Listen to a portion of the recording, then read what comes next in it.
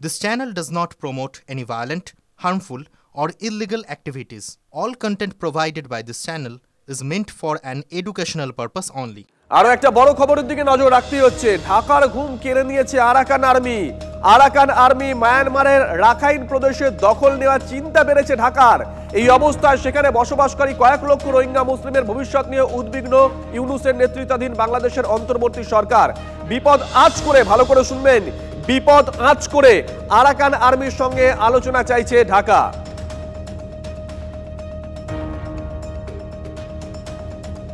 ঢাকার ঘুম কেড়েছে আরাকান আর্মি। আরাকান আর্মি মায়ানমারের রাখাইন প্রদেশের দখল নেওয়ার চিন্তা বাড়ছে। এই অবস্থায় সেখানে বসবাসকারী কয়েক লক্ষ রোহিঙ্গা মুসলিমের ভবিষ্যৎ নিয়ে উদ্বিগ্ন ইউনূসের নেতৃত্বাধীন বাংলাদেশের অন্তর্বর্তী সরকার। বিপদ আঁচ করে আরাকান আর্মির সঙ্গে আলোচনা চাইছে ঢাকা। এক আরাকান আর্মি, তাদের ভয়ে রীতিমতন সন্ত্রস্ত ঢাকা। এরা নাকি আবার হুমকি দেয় ভারতের বিরুদ্ধে যুদ্ধের জিগির তোলে। জ্যোতির্ময় আমাদের সঙ্গে রয়েছেন, আমাদের সহকর্মী। জ্যোতির্ময়, দেখো, গত কয়েকদিন ধরে পরিস্থিতি আরো কিছুটা বদলে গিয়েছে। বাংলাদেশ সীমান্ত সংলগ্ন মায়ানমারের যে এলাকা, সেই এলাকার দখল সম্পূর্ণভাবে যারা মায়ানমারের বিপ্লবী তারা দখল করে নিয়েছে এবং এই আরাকান আর্মি এই এলাকার বাণিজ্য থেকে শুরু করে যোগাযোগ ব্যবস্থা সমস্ত কিছু নিয়ন্ত্রণ করছে।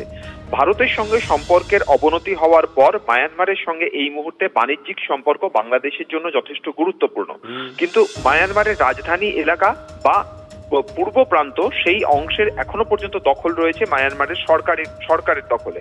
আর সরকারের সঙ্গে এই মুহূর্তে প্রাথমিকভাবে যোগাযোগ রেখেছিল মোহাম্মদ ইউনূসের সরকার, কিন্তু তারা বুঝতে পারছে সীমান্ত সংলগ্ন এলাকাগুলো যেহেতু আরাকান আর্মি দখলে চলে গিয়েছে, ফলত তাদের সঙ্গে যদি যোগাযোগ স্থাপন না করা যায়, তাদের সঙ্গে যদি সম্পর্ক বৃদ্ধি না করা যায়, তাহলে তাদের মায়ানমারের সঙ্গে বাণিজ্য বা পূর্ব এশিয়ার সঙ্গে বাণিজ্য সম্পূর্ণভাবে বন্ধ হয়ে যাবে।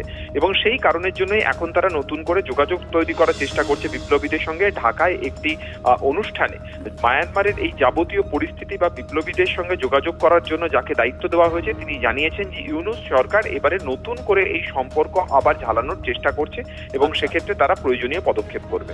ধন্যবাদ জ্যোতির্ময়। আবারও বলছি, বড় খবর, ঢাকার ঘুম কেড়ে নিয়েছে আরাকান আর্মি। আরাকান আর্মি মায়ানমারের রাখাইন প্রদেশের দখল নেওয়ার চিন্তা বাড়ছে ঢাকার। এই অবস্থায় সেখানে বসবাসকারী কয়েক লক্ষ রোহিঙ্গা মুসলিমের ভবিষ্যৎ নিয়ে উদ্বিগ্ন ইউনূসের নেতৃত্বাধীন বাংলাদেশের অন্তর্বর্তী সরকার।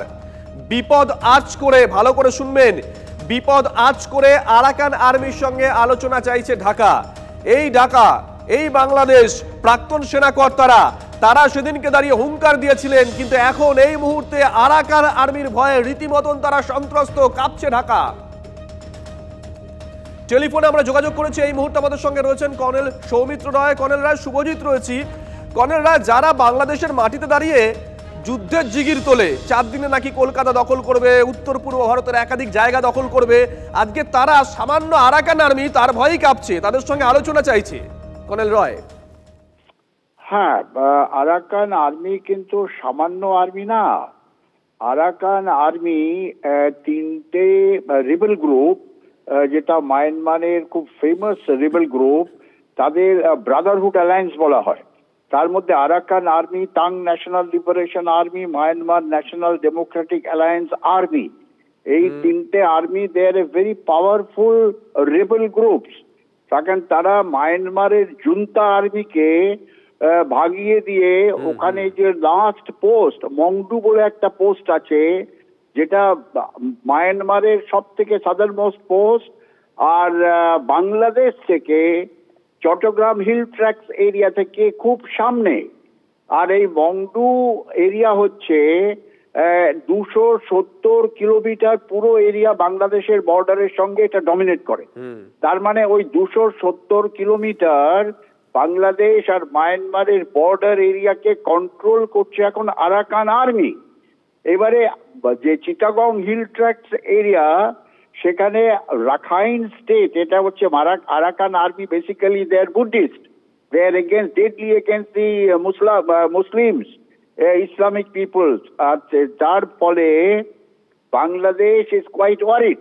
কারণ 270 kilometer is a very big border. Arakan army যদি ওখান থেকে চিটাগং হিল ট্র্যাক্স এর মধ্যে মুভ করে 2 থেকে 3টে স্পিয়ার হেড করে, একটা যাবে আপনার কক্সবাজারের দিকে আর একটা যাবে ফেনীর দিকে, তাহলে কিন্তু বাংলাদেশের পেছন দিকটা খুব ভালনারেবল। বাংলাদেশ আর্মি এখন ভাবছে যে ভারতবর্ষের দিকে তারা আসবে, ওই চিকেন নেক, ওই বাংলাদেশের নর্থ ওয়েস্ট, তারপর বাংলাদেশের টোটাল নর্থ ওয়েস্ট, তাদের যে পুরো সেনাবাহিনী তো ডিপ্লয়েড না, কিন্তু পাবলিক এমন হাল্লা করছে তারা যেন ওই দিক থেকে ভারতবর্ষের মধ্যে ঢুকে পড়বে, পশ্চিম বাংলা, বিহার, উড়িষ্যা। আর এদিকে তাদের পেছন দিকে আরাকান এসে যে গুঁতো মারবে সেটা এখন তারা বুঝতে পারছে, যার ফলে এখন মানে বোধহয় কার্যত দিশাহারা হয়ে গেছেন অরাজনৈতিক ইউনূস সরকার। নজর থাকবে আমাদের। অসংখ্য ধন্যবাদ কর্নেল রয়, অসংখ্য ধন্যবাদ।